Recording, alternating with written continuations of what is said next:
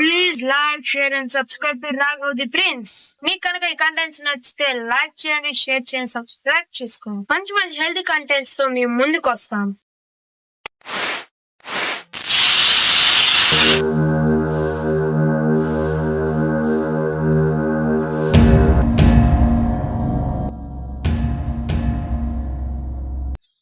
Hi friends, నేను మీ విద్యాధర్ మునిపల్లి. నేను తెలుసు కదా క్యాన్సర్ పేషెంట్ అని. నేను చాలా హాస్పిటల్స్కి తిరిగాను. అలా తిరిగినప్పుడు నాకు ఒకసారి హైదరాబాద్లో హాస్పిటల్ వాళ్ళు ఏమన్నారంటే PET CT స్కాన్ టోటల్ బాడీకి చేయించమని చెప్పేసి అన్నారు. సరే వెళ్ళాను, PET CT స్కాన్ చేయించుకుందాం కదా అని చెప్పేసి టెస్టులు రాశారు. ఫస్ట్ ఆ టెస్టులు అవి ఇవి అన్ని చేయించేసారు. చేయించిన తర్వాత విజయ డయాగ్నోస్టిక్స్ అని చెప్పేసి ఒకటి ఉంది అక్కడ హైదరాబాద్లో. మేబీ అది ఎక్కడో గుర్తులేదు దాని పేరు. నాకు హైదరాబాద్ పెద్ద తెలియదులేండి. ఆ పేటలో అక్కడికి వెళ్ళాను. ఈ PET CT scan total body అనేది ఆ ఒక ప్లేస్ లోనే ఉందండి, హిమాయత్ నగర్ అనుకుంటా. అక్కడికి వెళ్ళినప్పుడు మాతో పాటు చాలా మంది ఉంటారు. అయితే వాళ్ళతో పాటు నేను కూడా కొంచెం ఎర్లీగా వెళ్ళాను. నాకన్నా ముందు ఒకళ్ళిద్దరు ఉన్నారు. సరే వాళ్ళకి చేశారు. అయితే అప్పుడు వాళ్ళు ఏం చేస్తారంటే PET CT స్కాన్ చేసేటప్పుడు చేతికి నరాన్నకి ఒక చిన్నపాటి సూదిని ఒక దాన్ని పెడతారు. పెట్టి దానిలోకి ఒక చిన్న ఇంజెక్షన్ చేస్తారు. అది మరి PET CT స్కాన్ కి మరి దానికి సంబంధించి ఏవో ఇంజెక్షన్స్ ఉంటాయి కదా, అలాంటిది చేస్తారు. అయితే ఒక 5-6 ఏళ్ల పాప ఉందండి. ఆ అమ్మాయికి కూడా క్యాన్సర్. ఎందుకు వచ్చిందో మరి. అమ్మాయి అనుకుంటుంది అది ఇంజెక్షన్ గాములు. ఆ ఇంజెక్షన్ చేయించుకోవటం నాకు భయం డాడీ, నాకు వద్దు డాడీ, నాకు వద్దు మమ్మీ అని చెప్పి ఆ పిల్ల ఏడుస్తుంది. నేను కూర్చొని చూస్తున్నా ఏంటి విషయం అని చెప్పేసి వాళ్ళ పేరెంట్స్ అడిగితే వాళ్ళు ఏం చెప్పారంటే క్యాన్సర్ అండి, బ్లడ్ క్యాన్సర్ పిల్లకి. ఓ, నాకు అలవాట్లు బ్యాడ్ హ్యాబిట్స్ ఉండబట్టి నాకు క్యాన్సర్ వచ్చింది అనుకున్నాం. మరి 3-4 ఏళ్ళు లేని పిల్లకి బ్లడ్ క్యాన్సర్ ఎక్కడి నుంచి వచ్చింది? చాలా మంది అంటారు ఇది జెనెటికల్ కాదు, ఇది క్యాన్సర్ అనేది జెనెటికల్ గా రాదంటాడు. వాడి బోంద క్యాన్సర్ అనేది జెనెటికల్ గా వచ్చే అవకాశం కూడా ఉంది. చాలా మంది నేను కలిసినటువంటి ఆంకాలజిస్ట్ లో దాదాపు ఒక 40-45 మంది కలిసి ఉంటాం ఆంకాలజిస్ట్. వాళ్ళందరితో నేను చెప్పాను, సార్ ఇది జెనెటికల్ గా మా ఫాదర్కి ఉంది, మా ఫాదర్కి టంగ్ మీద వచ్చిందండి, మా తాతగారికి వచ్చి బోన్ కు ఉంది, బోన్ నేరో క్యాన్సర్ అంట, అదేదో బోన్ నేరో అనేది అంటారు, అదే దానికి క్యాన్సర్ ఉందంట. బోన్ మొత్తం కూడా అన్ని బోన్స్ మొత్తం కూడా క్యాన్సర్ వచ్చేసిందంట. నా దగ్గరకు వచ్చేటప్పుడు ఈ ప్లేస్ లో క్యాన్సర్ వచ్చిందని చెప్పేసి అంటే కథలు చెప్పమాక నువ్వు అన్నాడు. ఒకనొక కార్పొరేట్ హాస్పిటల్, అంటే నేను ఆ పేరుని మెన్షన్ చేయదలుచుకోలేదు, అది హైదరాబాద్ లో ఒక కార్పొరేట్ హాస్పిటల్. తర్వాత ఇంకో చోట కూడా ఇదే అంటే లేదు ఇది క్యాన్సర్ అనేది జెనెటికల్ గా వచ్చే అవకాశమే లేదండి అని అన్నాడు. సరే ఎవరన్నీ చెప్పినా కూడా ఇప్పుడు బ్యాడ్ హ్యాబిట్స్ ఉండొచ్చేటువంటి క్యాన్సర్ అనేది ఓకే, ఇది నేను బ్యాడ్ హ్యాబిట్స్ వల్లనే నాకు వచ్చింది. మా తాతగారు బీడీలు తాగేవాడు, మా నాన్నగారు సిగరెట్లు కాల్చేవాళ్ళు, నేను సిగరెట్ కాల్చేవాడు. కాబట్టి సో మాకు టొబాకో ఉత్పత్తుల ద్వారా మా క్యాన్సర్ వచ్చిందని మేము అనుకుంటాం, ఒప్పేసుకుంటాం, ఓకే ఒప్పుకుంటాం. మరి వాళ్ళకి ఎందుకు వచ్చిందండి? ఆడవాళ్ళలో సర్వికల్ క్యాన్సర్ వస్తుంది, బ్రెస్ట్ క్యాన్సర్ వస్తుంది, ఇంకో క్యాన్సర్ వస్తుంది. ఈ క్యాన్సర్స్ ఏ అలవాట్లు లేకపోయినా ఎందుకు వస్తున్నాయండి క్యాన్సర్స్? దీనికి సైన్స్ దగ్గర కరెక్ట్ సమాధానం లేదు. దానికి ఒక పేరు పెట్టేస్తుంది, క్యాన్సర్ కి ఒక పేరు అనేది పెట్టేసి ఇది ఫలానా, ఇది సిండ్రోమ్, ఏందో కదా వాడి పెండాకుడి సిండ్రోమ్, వాడి వీరాకుడి సిండ్రోమ్ అని ఏదో పెడతాడు, పేరు ఒకటి పెట్టేస్తాడు. రీజన్ లేదు. సరే, చుట్టాలు పక్కాలు వీళ్ళందరి యొక్క దీనికోసం, వాళ్ళ సంతృప్తి కోసమే కేవలం నేను కీమోస్ అనేది చేయించుకోవటం జరిగింది. ఆ కీమో చేయించుకునేటువంటి టైంలోనే నేను ఆ కీమో వార్డ్ లో చాలా మందిని ఆ, ఒక కీమో వార్డులో వచ్చి దాదాపు ఒక 40 మెంబర్స్ దగ్గరగా ఉంటారు. నాకు కీమో చేయించుకోవటం కూడా నాకు ఇష్టం లేదు. అంటే వేరే ఏదన్నా ఫాలో అవుదామని అనుకున్నాను. సరే వీళ్ళ కోసం కీమో అనేది ఒప్పుకున్నాను. ఒప్పుకొని కీమో చేయించుకున్నాను. విచిత్రంగా ఒక రోజులోనే 11 కేజీస్ అనేది పడిపోయింది. 11 కేజీస్ టు 15 కేజీస్ డ్రాప్ అయ్యి. ఇప్పుడు క్యాన్సర్ కి కీమో అండ్ రేడియేషన్ ఇంకేదన్నా కనుక థెరపీలు కనుక ఉన్నట్టయితే ఇప్పుడు డైరెక్ట్ గా క్యాన్సర్ సెల్స్ ని చంపకుండా మంచి సెల్స్ ని కూడా ఎందుకు చంపుతూ ఉన్నాయి? దీనికి వైద్యం ఏది?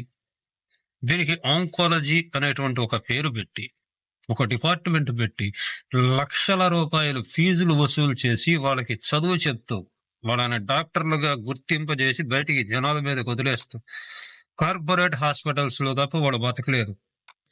ఎందుకంటే వాళ్ళు చదువుకు పెట్టిన పెట్టుబడి రాబట్టుకోవాలంటే ఖచ్చితంగా వాడు కార్పొరేట్ హాస్పిటల్స్ లోనే వాడు వర్క్ చేయాలి, లేదంటే వాళ్ళ వల్ల కాదు. సో ఆ చదువున్న పర్ఫెక్ట్ గా ఉందా అంటే వాళ్ళకి తెలిసింది వాళ్ళు చెప్పుకుంటున్నారు అంతవరకే. సరే, నేను దీన్ని కూడా డాక్టర్స్ కూడా ఈ విషయంలో నేను తప్పు పట్టట్లేదు. సరే, ఏదైతే అదైంది తీసుకున్నాను. కీమో అనేది నా బాడీని టోటల్ గా నాశనం చేసింది. ఆ తర్వాత డాక్టర్స్ దగ్గరికి హైదరాబాద్ లో డాక్టర్స్ కన్సల్ట్ అయిన తర్వాత కూడా అవి సరిగ్గా వర్కౌట్ అవ్వలేదు. నాకు కావాల్సిన రేంజ్ లో నేను అడిగినటువంటి ఆపరేషన్ కావచ్చు, అది వర్కౌట్ అవ్వలేదు. తర్వాత కార్పొరేట్ హాస్పిటల్లో ఒక రేంజ్ లో మంచి హైడ్రామా అనేది జరిగింది. ఠాగూర్ సినిమాలో హైడ్రామా రేంజ్ లో జరిగింది ఒక హైడ్రామా.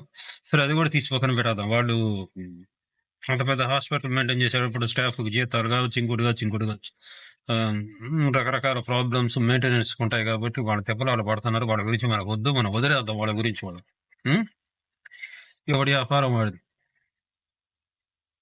దాని గురించి మనం మాట్లాడుకోదు. తర్వాత నేను యాక్చువల్గా ఆలోచించింది ఏంటంటే, క్యాన్సర్ అనేది కేవలం ఒక్కనొక డిసీజ్ అయితే కాదండి, ఒక చిన్న డిఫెక్ట్. అది జెనెటికల్ డిఫెక్ట్. రెండోది వచ్చేటప్పటికి cellular defect. Yes, right. Human body అనేది టోటల్ గా సెల్స్ తో నిర్మితమైనప్పుడు ఆ సెల్స్ అనేవి ప్రకృతి ఎలాగైతే ఇలా ఉండాలి అని ఒక నిర్దిష్టమైనటువంటి ఒక ప్రణాళికతో హ్యూమన్ బాడీని రూపొందించిందో, అది అలా ఉండకుండా విరుద్ధంగా మారటమే అనారోగ్యం. అది రకరకాలుగా జరుగుతూ ఉంటది. దాన్ని మనం ఓవర్కమ్ చేయాలంటే ఏంటంటే సెల్స్ అనేటువంటి వాటిని మనం పర్ఫెక్ట్ గా మళ్ళీ దాన్ని ఒక రూపంలో తీసుకొని రావాలి.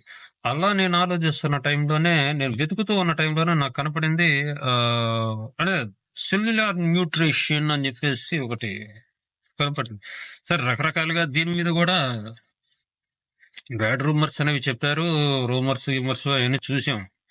అయితే అఫ్ కోర్స్ కాస్ట్ ఎక్కువ అని చెప్పేసి కొంతమంది చేశారు. అయితే ఇంతవరకు ఈ సెల్యులార్ న్యూట్రిషన్ ఫుడ్ మీద, హెర్బాలైఫ్ న్యూట్రిషన్ ఫుడ్ మీద అభియోగాలు, అభాండాలు అయితే వేశారు, కానీ ప్రూవ్ అయితే చేయలేపారు.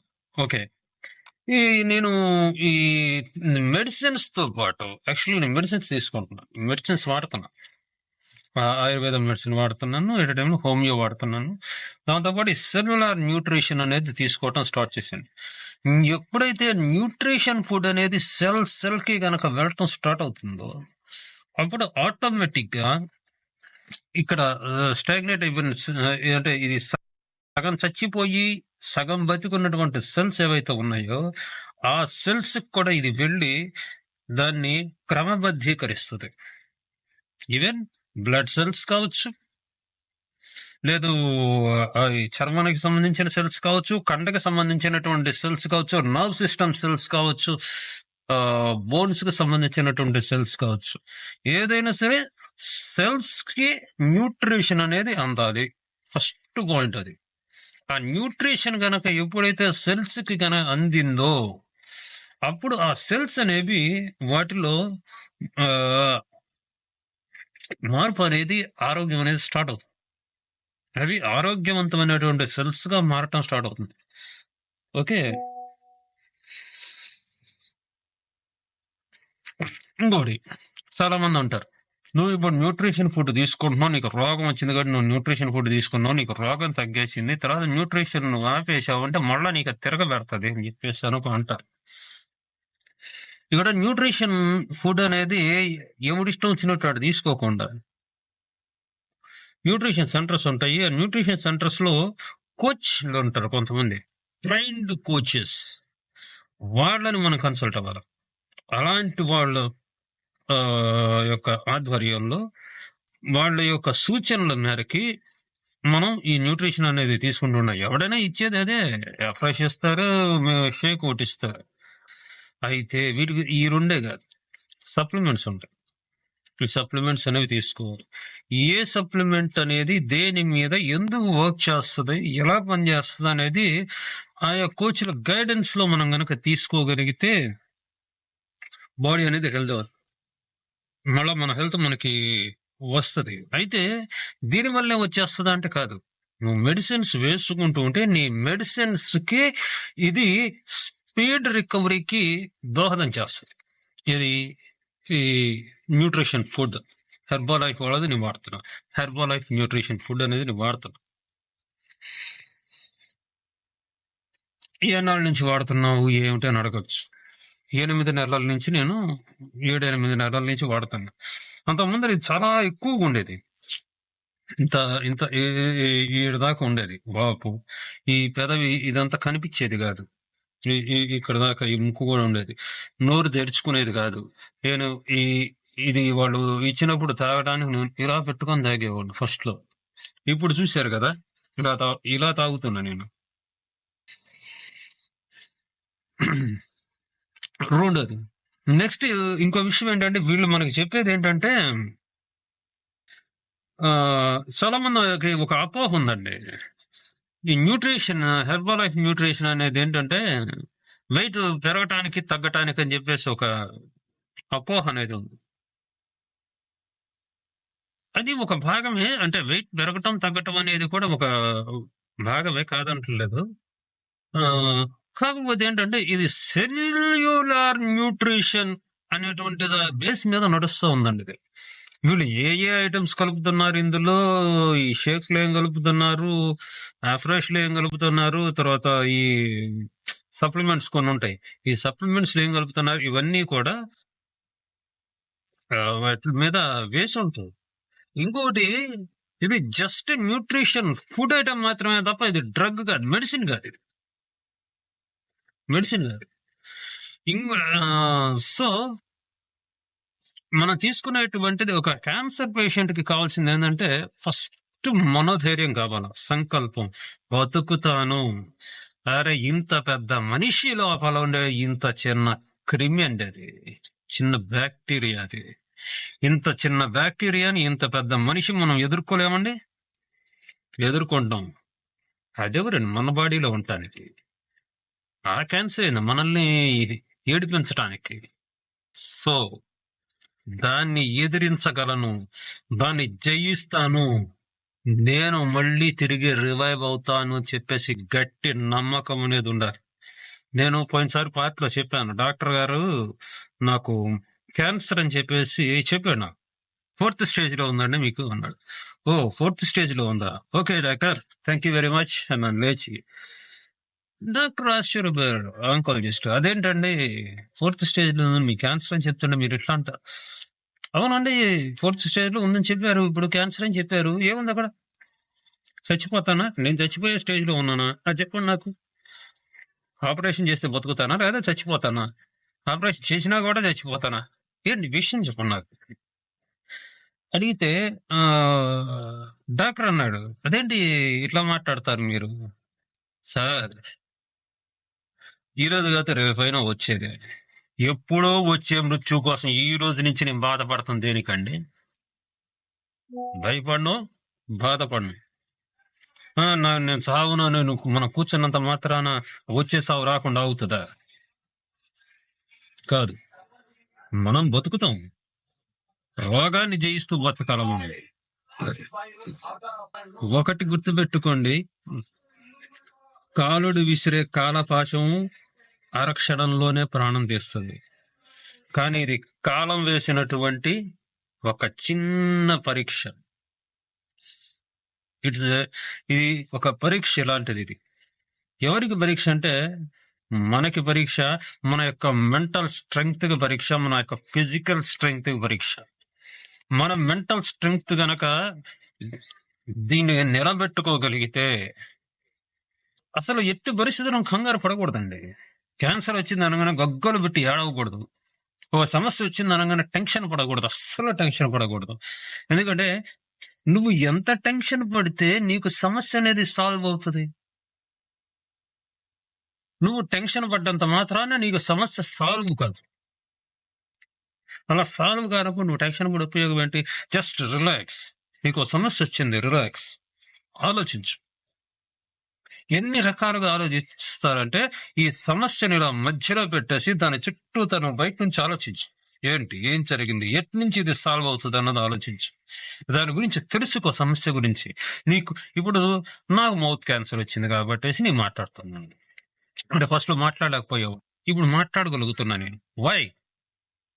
Because of Herbalife nutrition food and also some type of medicines. మరి ఇందులో ఏముంటాయండి? షేకులు ఇస్తారు, అవి ఇస్తారు, ఇవి ఇస్తారు. అంటే ఇది వచ్చి న్యూట్రిషన్ ఫుడ్ లో నీకు కొన్ని రకాలైనటువంటి విటమిన్స్ ఉంటాయి, మినరల్స్ ఉంటాయి. బాడీలో సెల్స్ ని కరెక్ట్ గా బ్యాలెన్స్ చేయడానికి కావాల్సినటువంటి అడ్వాన్స్డ్ ప్రొడక్ట్స్ కలుపుతారు ఇందులో. ఇవి కాకుండా నెక్స్ట్ అచ్చంగా ఇదైతే అయిపోతూ సప్లిమెంట్స్. ఇవి కాకుండా సప్లిమెంటరీస్. బాడీకి నీకు ఏదైతే డెఫిషియన్సీ ఉందో దాన్ని ఫుడ్ ద్వారానే ఇస్తాడు. ఇక్కడ ఏంటంటే కెమికల్స్ లేవు. ఫస్ట్ పాయింట్ అర్థం చేసుకోవాలి.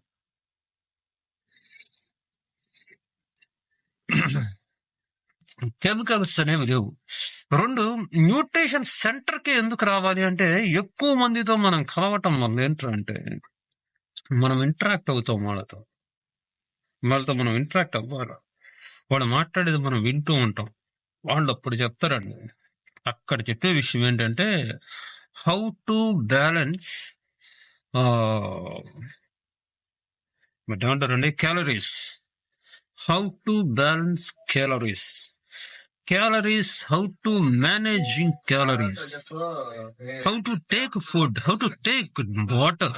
మనం ఫుడ్ అనేది ఎలా తీసుకోవాలి, వాటర్ అనేది ఎలా తీసుకోవాలి, మన యొక్క క్యాలరీ మేనేజ్మెంట్ ఏంటి, ఏ ఫుడ్ ఎలా తీసుకోవాలి అనేది వీళ్ళు ఇక్కడ కోచెస్ ఆధ్వర్యంలో నడుస్తూ ఉంటాయి కొన్ని న్యూట్రిషన్ సెంటర్స్. అలాంటి న్యూట్రిషన్ సెంటర్స్ లోకి కనుక మనం వెళ్ళగలిగితే వాళ్ళ ఆధ్వర్యంలో వాళ్ళు చూస్తారు. వాళ్ళు చూసేసి ఏది తక్కువగా ఉంది, ఏది ఎక్కువగా ఉంది, ఏంటి, ఇట్లాంటివన్నీ చూసి వాళ్ళు ఆ తర్వాత మనకి వాళ్ళు గైడెన్స్ ఇస్తారు. సో ఆ గైడెన్స్ అనేది ఏంటంటే మనకు ఉపయోగపడుతుంది. నువ్వు ఒకవేళ డబ్బులు కట్టలేక నువ్వు మానేసుకున్నా, కొంతమంది అంటారు డబ్బులు కట్టలేని మానేస్తానండి, తర్వాత మానేసిన తర్వాత మళ్ళీ రిపీట్ అవుతుంది. రిపీట్ అవ్వకుండా చూసుకునే బాధ్యత కూడా నీది. ఎందుకంటే క్లాసుల్లో వాళ్ళు ఆల్రెడీ నువ్వు న్యూట్రిషన్ సెంటర్స్ కి వెళ్ళినప్పుడు వాళ్ళు చెప్తుంటారు క్యాలరీ మేనేజ్మెంట్ ఇట్లాంటివన్నీ చెప్తూ ఉంటారు కదా. ఆ చెప్పింది నువ్వు విని అర్థం చేసుకొని దాన్ని నువ్వు రెగ్యులర్ గా నువ్వు ఫాలో అవ్వగలిగితే ఖచ్చితంగా ఫలితాలు అనేవి కరెక్ట్ గానే ఉంటాయి. నువ్వు న్యూట్రిషన్ తీసుకున్నా, ఈ ఫుడ్ ఆపేసిన తర్వాత అయినా సరే నీకు ఫలితాలు అలాగే ఉంటాయి. సో చాలా మందికి ఉన్నటువంటి డౌట్స్ అనేవి, చాలా మందికి ఉన్నటువంటి అపోహలు ఇవన్నీ ఉంటాయి. ఒకతను ఉన్నాడు, అంటే మనకు తెలిసి కొంతమంది ఉంటారు బ్యాడ్ ప్రచారం చేసేవాళ్ళు ఉంటారు. ఎందుకంటే ఏం లేదు, దురదలు పడుతుంది కానీ మానుతుంది కదా, మాను పుండు పడ్డప్పుడు లోపల అది దురద పెడతాం అనేది కామన్. సరే,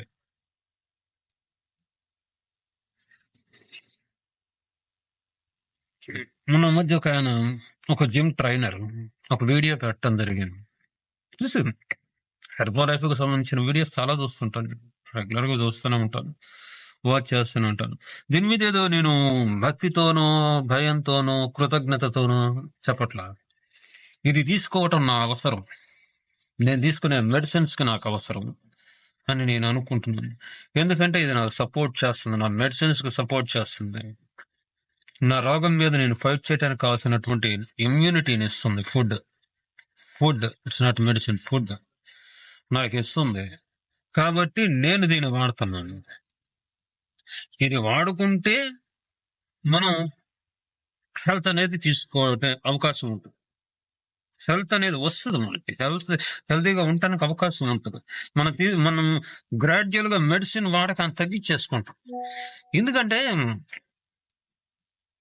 ఇప్పటికే కెమికల్స్ తో కలుషితం అయిపోయిందండి మన బాడీ. మన డిఎన్ఏ అనేది పూర్తి స్థాయిలో చాలా వరకు మారిపోయింది.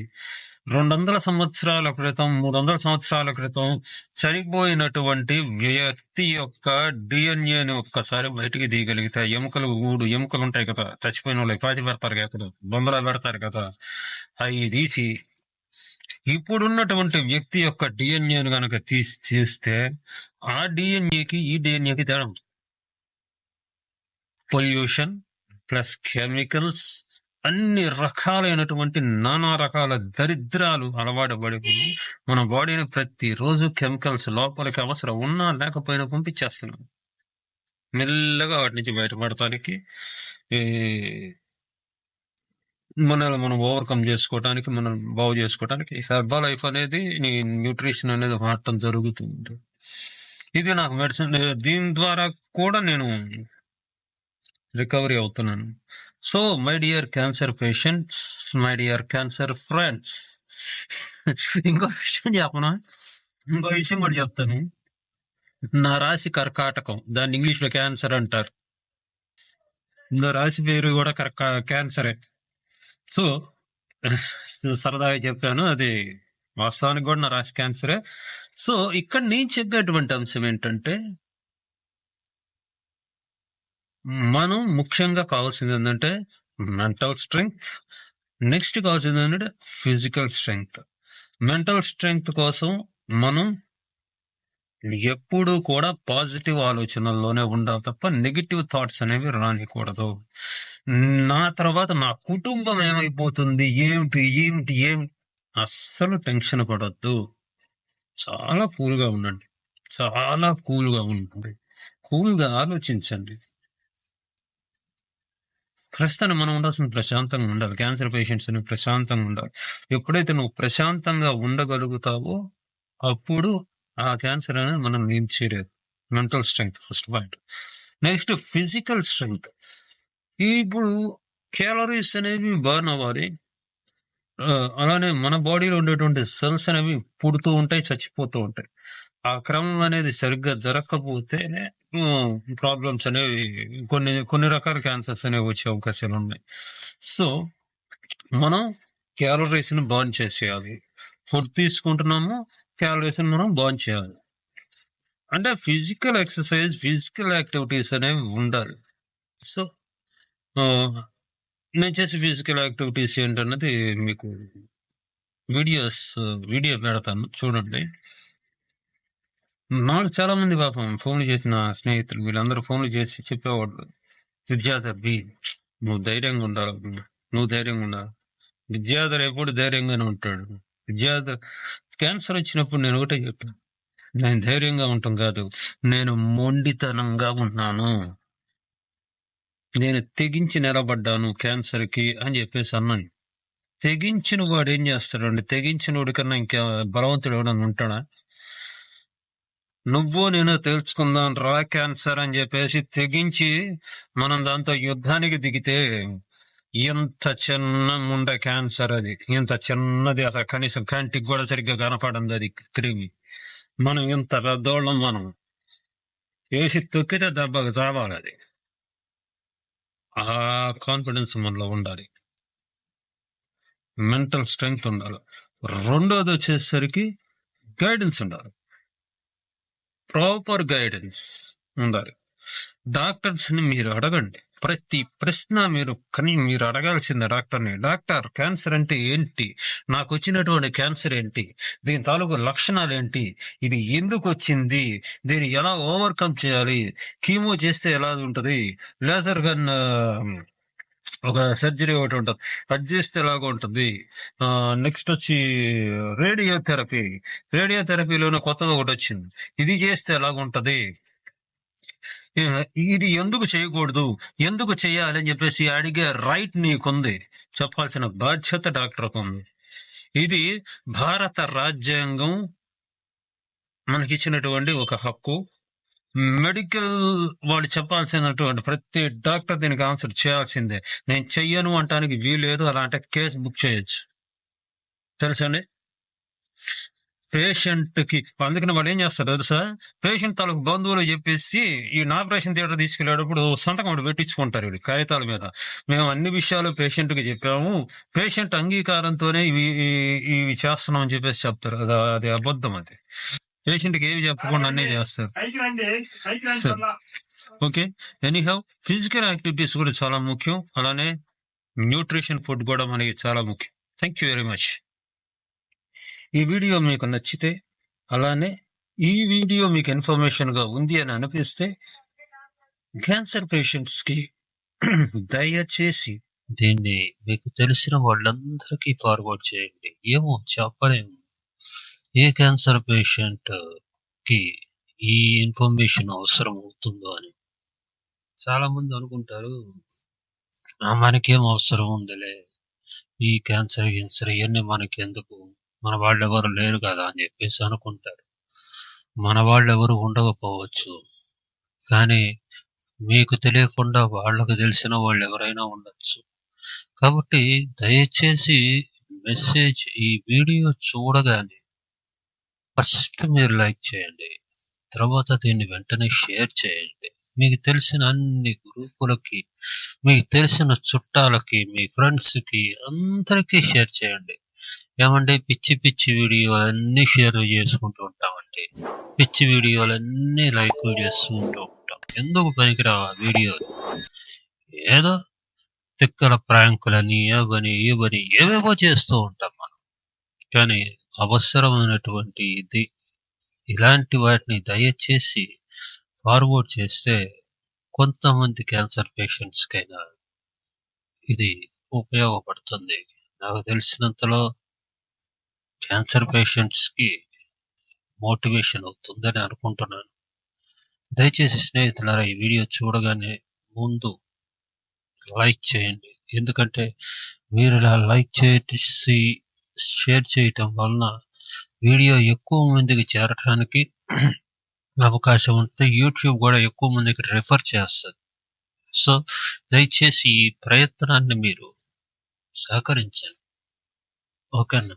ఇదేదో చూసేసి ఏముందిలే ఇది అని చెప్పేసి వదిలేమాకండి, దయచేసి వదిలేమాకండి. మీకు నమస్కారం చేస్తున్నాను. Please, thank you. Please like, share and subscribe to Raghav the prince. మీకు కనుక ఈ కంటెంట్స్ నచ్చితే లైక్ చేయండి, షేర్ చేయండి, సబ్స్క్రైబ్ చేసుకోండి. మంచి మంచి హెల్తీ కంటెంట్స్ తో మేము ముందుకు వస్తాం.